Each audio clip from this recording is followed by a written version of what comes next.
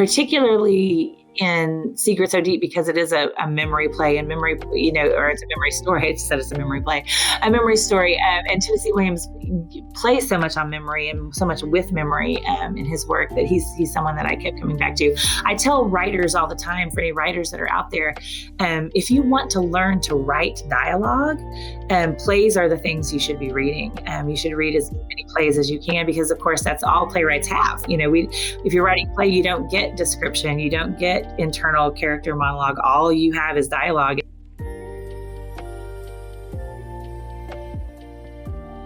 Hi, Ginny. Thanks for being on the show. Thanks for having me. I'm so excited to be here. Now, before we get into things, I have to gush a little bit and go a little fangirl, because I loved your first novel. That was so awesome. Oh, thank you. I love to hear that. So no problem. Gush as much as you want to. Well, I remember when I stumbled upon it, I was like searching and searching, because I have this very specific thing I want to read, which is kind of like fantasy in a rural environment. Mm-hmm. And it's so hard to find that. It is hard to find that. Like urban fantasy is a whole category, like on Amazon and everything. But there's no like not urban fantasy. So I know. That's great. I'm glad you enjoyed that part of it. Yeah, I really just, it was so nice to find that, and just like, I don't live in that area, but have lived enough in rural areas that I feel like you hit it. Like that was really good. Oh, thanks. So let's tell the listeners a little bit about yourself in case they don't know why the hell I'm gushing. Sure, yeah. I am a young adult author. My debut novel, Dark and Shallow Lies, is a young adult thriller with some fantastical or magical elements to it. Came out last fall in September from Razorbill Books, which is an imprint of Penguin Teen. And my second book, not a follow-up, but a standalone, but similar in that it's also a young adult thriller with some magical elements to it. Secret So Deep will be out this fall, September 27th, also from Razorbill and Penguin Teen. Awesome. And that is just going to be a week or two from when this episode airs. Ah, perfect. Yay, good timing. Yay. So you say they're not connected. Are the universes connected? No, they're totally standalone books, but they do definitely have a lot of similarities. So if you are a big fan of one, my hope is that you will be a big fan of the second one as well. Like I said, Secret So Deep is also set in a rural area, not quite as remote as Dark and Shallow Lies, but it's set in a small village on the shores of Long Island Sound in Connecticut. And it definitely is a thriller, mystery, very twisty and dark, with some magical, paranormal, fantastical elements woven through it. So lots of similarities. Awesome. Where do you get the inspiration for these locations? Are they places that you've visited, or they just exist purely in your mind? They are places that I've visited. It's weird. Like a lot of times I hear writers get asked, like, how do you start with stories? And the answer is usually characters, or the plot comes to me, Right. But for me, it's always been setting. And so far, setting is so important, isn't it? It is. And, it's, for me, it's of utmost importance. And those are both places that I love and have spent a lot of time, which is why I chose novels there. What's special about Connecticut? Yeah, so I not just in general, but for you. Lovely state. I grew up in Oklahoma, and that's where I also lived a big chunk of my life, about 20 years in Arkansas. So I've lived in that part of the country most of my life. But I did spend 6 summers in Connecticut working at a theater there on Long Island Sound. It's the Eugene O'Neill Theater Center in Waterford, Connecticut, which is kind of it's a cradle for the American theater is basically what they call it. It's a place that is dedicated to birthing new plays and new musicals and new playwrights and musical directors for the theater and all of that. So it's a really special place, which was a wonderful experience as a theater student, to be there those 6 summers. But as a person from Oklahoma, the thing that was most magical about it was, just experiencing that whole different, New England seaside sort of experience, which was unlike anything that I had experienced in my life up to that point. So I just totally fell in love with that very particular part of the Connecticut coastline, and with summers there. And when I started looking for a place to put this seaside theater that I was imagining, that was really the place that I knew I wanted to put it. Mhm. What's the part about the story that came first? Like, what's that little dream tidbit that you just had started the story from? Well, I had a story. Most of my stories start with what I like to call seeds, because they're Mhm. not fleshed out enough to be ideas at that point. Right, okay. Like they're not fully formed enough even to call ideas or thoughts. They're just little Mhm. kernels, little seeds. And for me, I knew I wanted to tell a story this time that was about memory and sort of the Okay. slipperiness of memory, and Mhm. how things that we think we remember and we may not remember accurately, and things that we don't remember can come back to us in pieces that don't always make sense. So that was kind of the seed of that story. It was always going to be a memory story and a story about the difficulty sometimes of pinning down the reality of our memories. Mhm.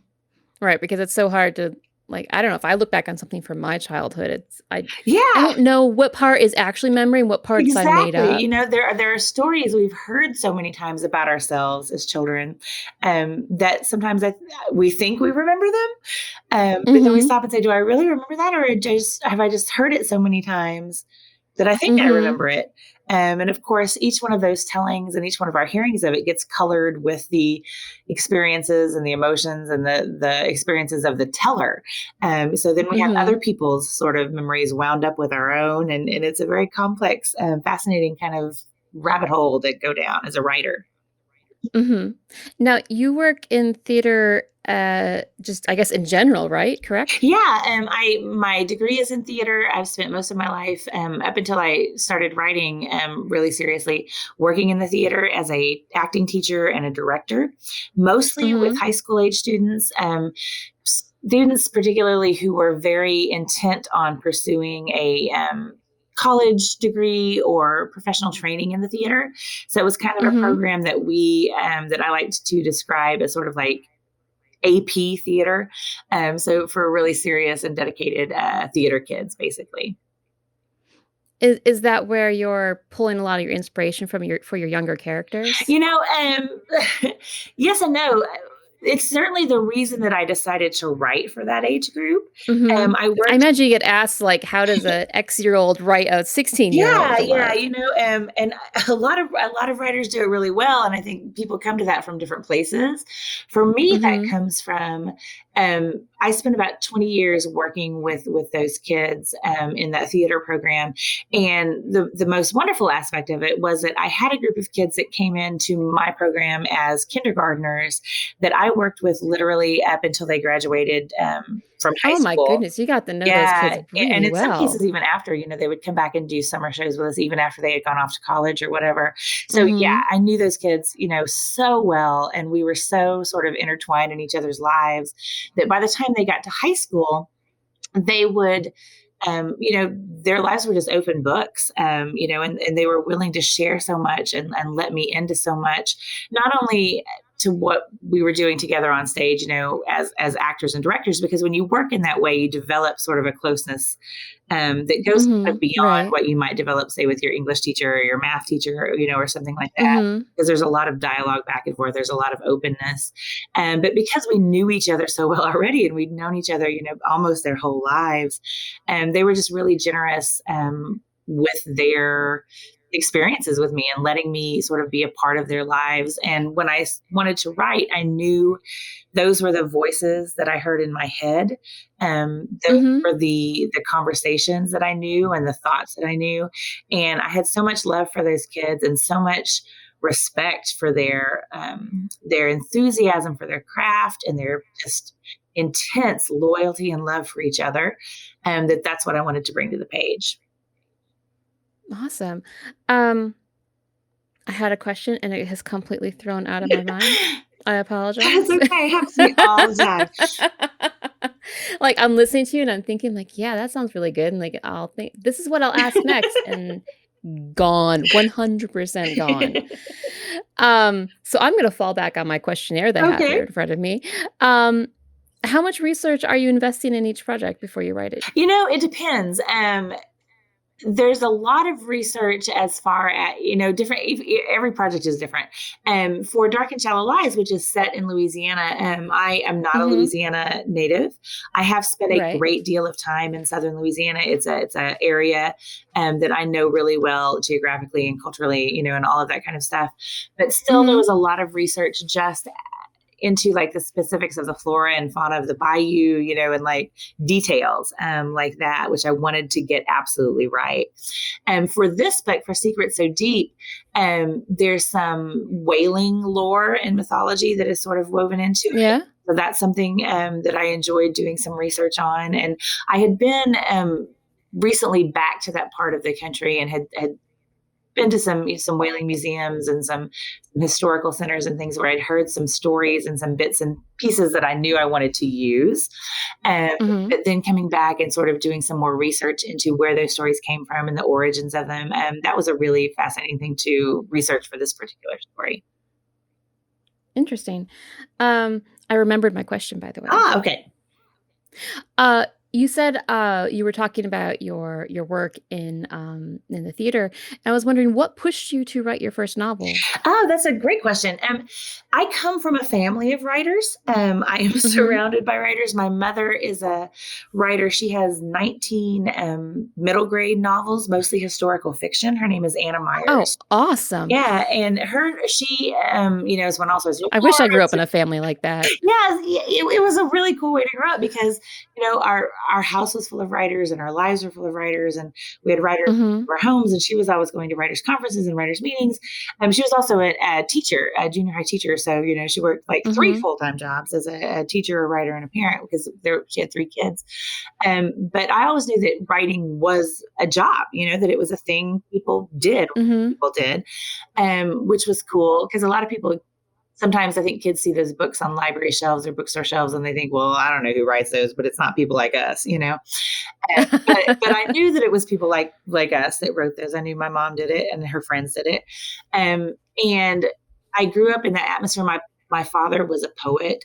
We just grew up with a great love of literature. Even my extended family on both sides, all the way back to my grandparents who never had more than a high school education. They were storytellers. They're born storytellers on both sides of my family, and it was just something I grew up with.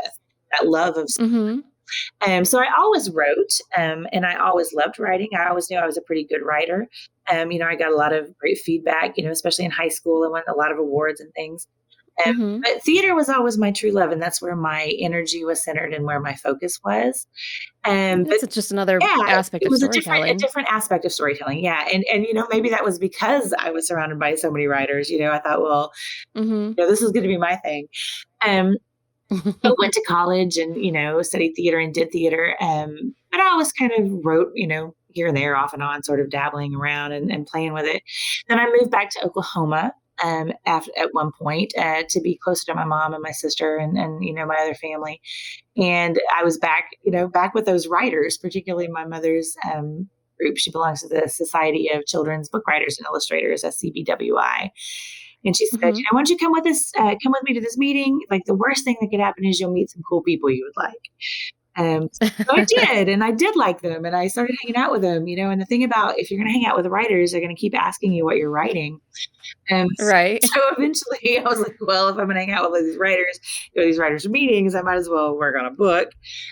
So I did. And, the kind of snowballed from there. That's what happens when you fall in with the wrong crowd. Like, you end up I love that you called writers the yeah, wrong right. You end crowd. up writing a book. And then COVID happened and all the theater that I was doing Mm-hmm. shut down.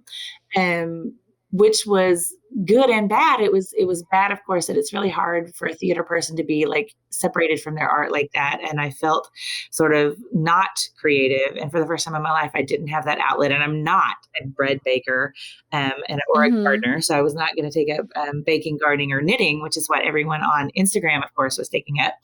So I thought, well, I better spend this time writing a book, and that's what I did. So it really came out of all of that.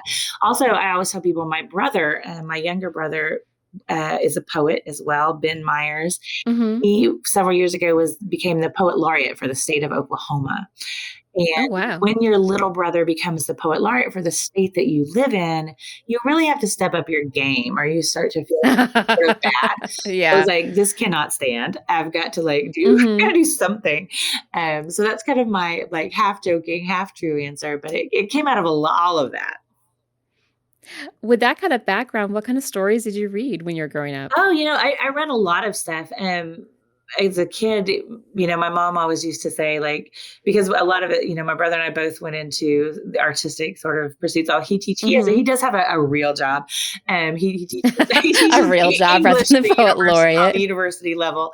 So he's not, like poet. I know is not like one of those like jobs you can put on paper really well, unless you happen to be the poet laureate of your state. But Mhm. she used to say, I wish I had gone into your rooms at night and said, you can do a few more math problems before bed instead of you can read a few more chapters. She was like, maybe it would have gone differently. But I read a lot as a kid and I've always been drawn to mysteries. I've always been drawn to spooky things. I've always been drawn to the unexplained and the weird. Mhm. Like when I was younger, I loved like sort of gothic mysteries. Like Rebecca was probably my favorite book. When I was growing up, and I loved all of those sort of very atmospheric mystery stories. And that's funny enough, that's not what I first started to write. The first thing that I sat down to write kind of was a YA contemporary sort of issues kind of book. Okay. Just because that's like what I had seen a lot of. And I thought, well, that's what, Mhm. I should try to write. Um, and I did, and it was okay. But then I thought, why don't I write like what I actually like to read, which is mysteries and thrillers, particularly ones that are very heavy in atmosphere and have some sort of a Mhm. magical undercurrent to them. So that's what I set I out to completely write. agree. That's my wheelhouse too. Yeah. Awesome. Yeah. And it's funny because I don't know why I didn't think about writing them right off the bat because that's always been my favorite. Um, what are the hardest scenes to write? I guess especially in that first novel, like, do you have, like you hated the middle or just specific scenes, or No, I like picking writers' yeah, brains. like the hardest ones for me to write in a particularly because it's sort of a thriller, that unravels very quickly at the end, as thrillers tend to Mhm. do. The hardest ones are the most complicated ones to write were the action, like heavy action scenes. Mm. Because, Mhm. there's just so much going on and you've got to stop and think, okay, wait.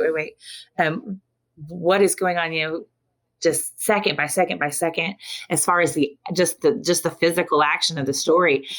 There's a fight Uh-huh. scene in that story, a pretty intense fist fight between two of the boys in the story. I've never been involved like in a physical fight like that.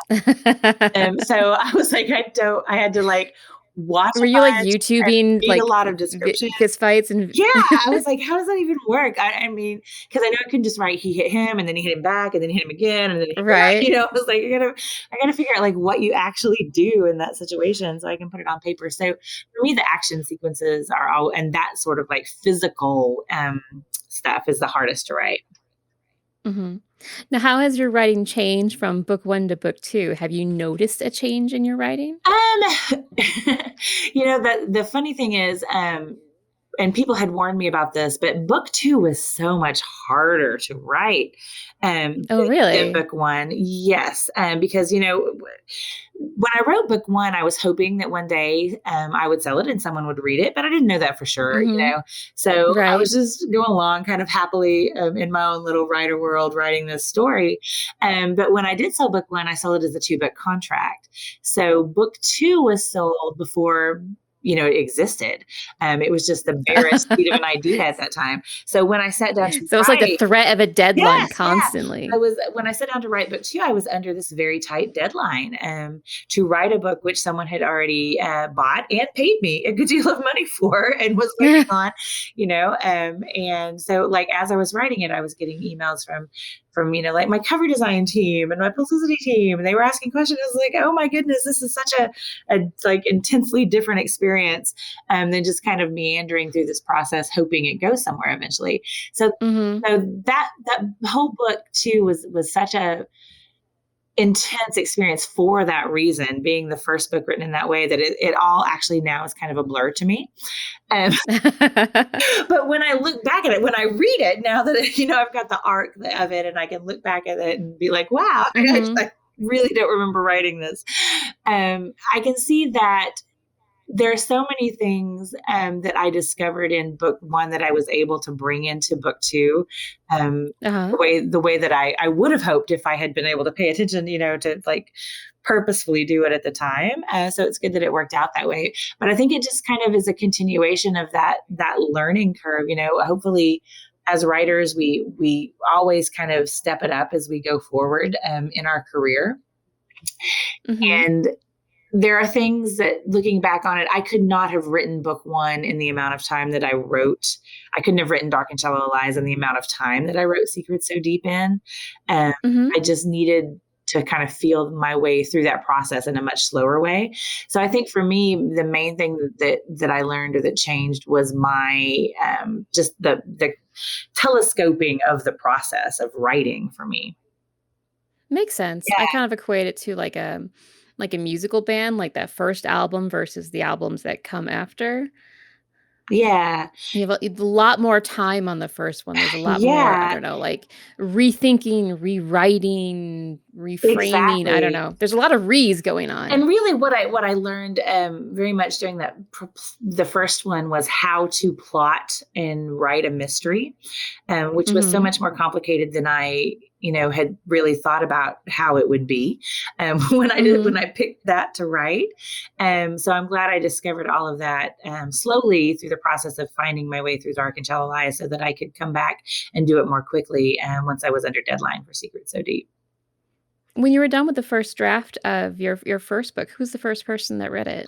Oh, I am not a sharer by nature.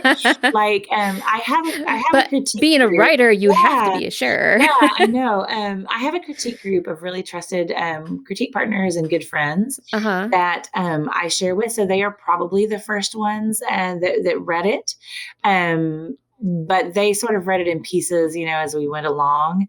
Okay. My mom read it, although, as a writer and a parent, she's always been very careful about reading and not giving much feedback. You know what I mean? Like, she doesn't want to be like her. I would find that annoying. I'm like, I'm giving it to you for feedback. I mean, she gives me feedback, but she's always been very good, I guess, about not giving me too much feedback or pushing it toward the book, that she would write. Right. I would do it differently, or I would do it this way, because we're very different writers. We're very different readers. We write in completely different styles, completely different genres, completely different, everything. So probably my critique partners are really the first ones that read it. I would say that up until it was published, or at least until the arcs went out, to everyone, like social media influencers and all of that, probably no more than maybe 3 people plus my agent and editor, had read it.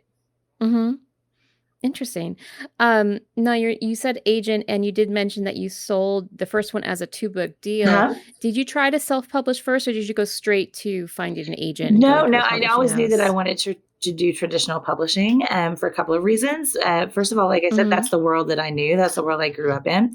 So I grew up sort of in that world of agents and editors and publishing houses. And, I knew that's sort of where I wanted to be. I also know that I am not a cover designer. I am not an editor. I am not even a great marketer. So those are skill sets that are like outside of my wheelhouse. And I did not want to try to do it all the way that you have to do to be a really good self-publisher. I have one of my good friends is a wildly successful at that, and she does a beautiful job at all of those things. That is definitely not me.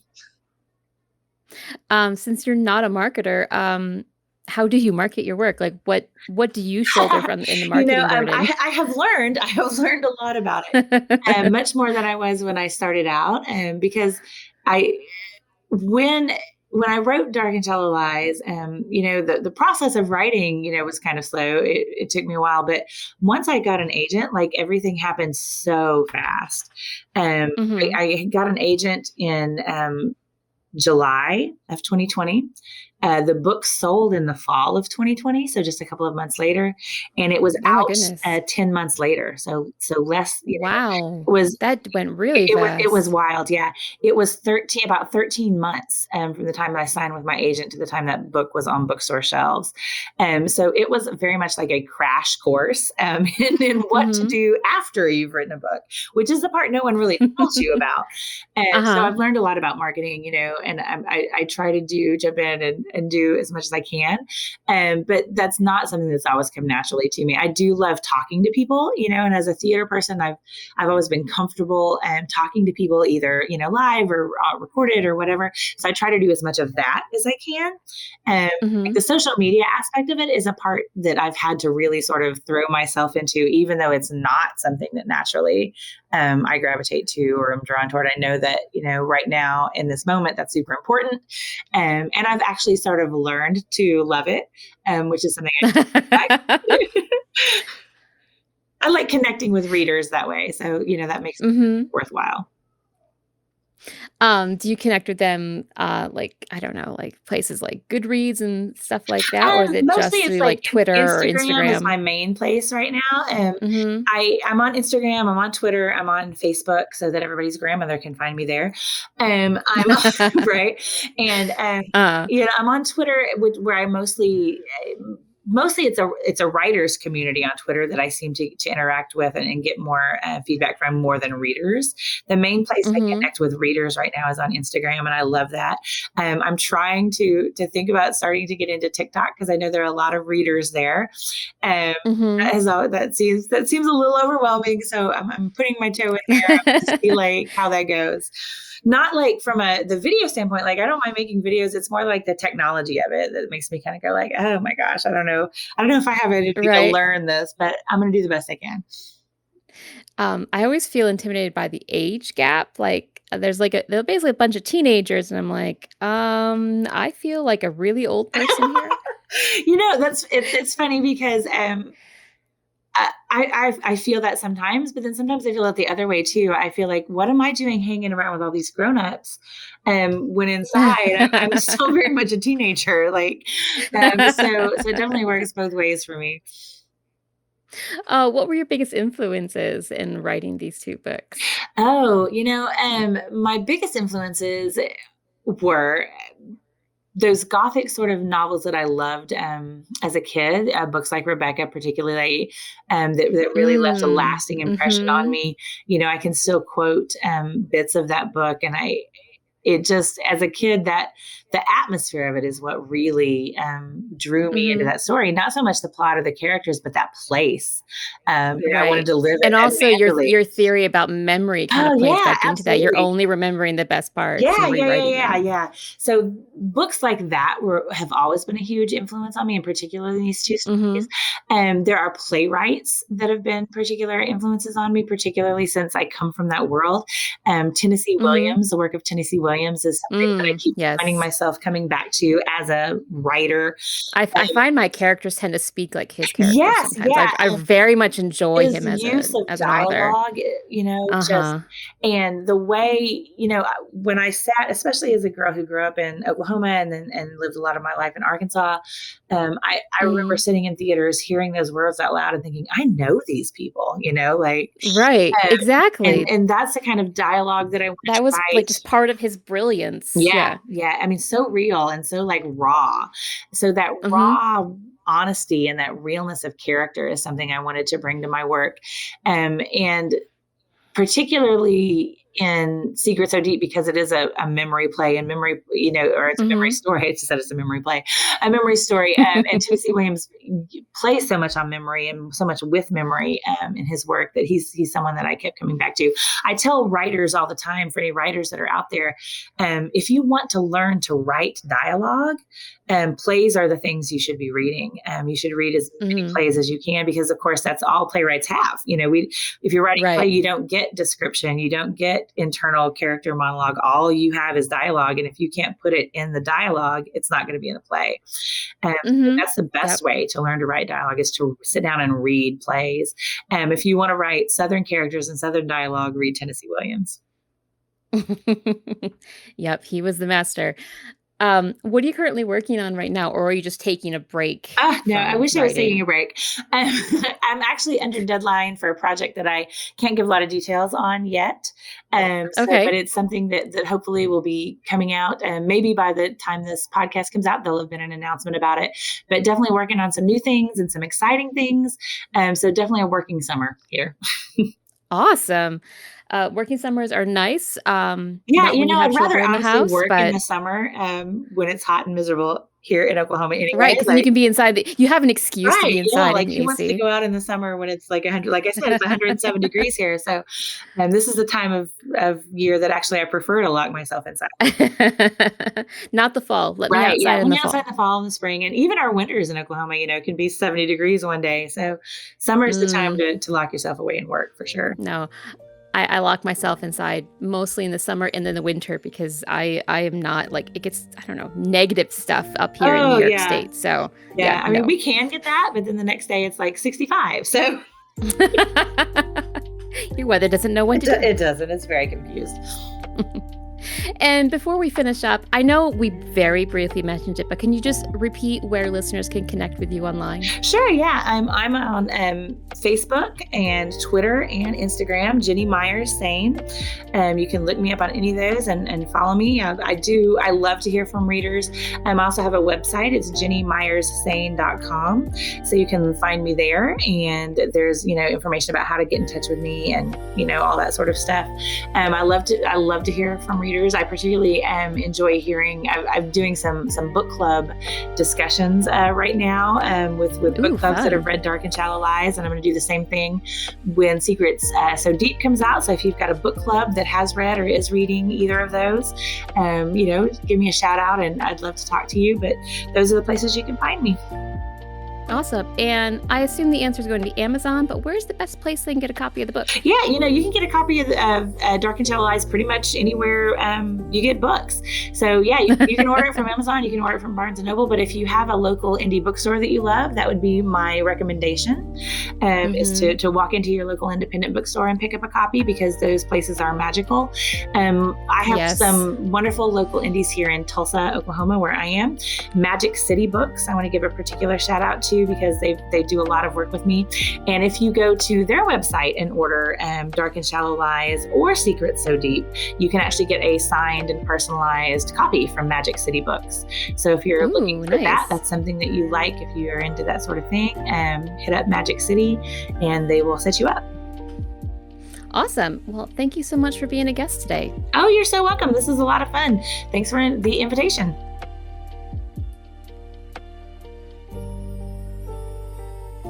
Read and Write Podcast is edited and produced by Deborah Z. Barth. Music was provided by Lofi Girl and can be found at lofigirl.com or on their YouTube channel. Audio effects were created by Red Octopus and Black River Phonogram. Show notes and previous episodes can be found at readandwritepodcast.com.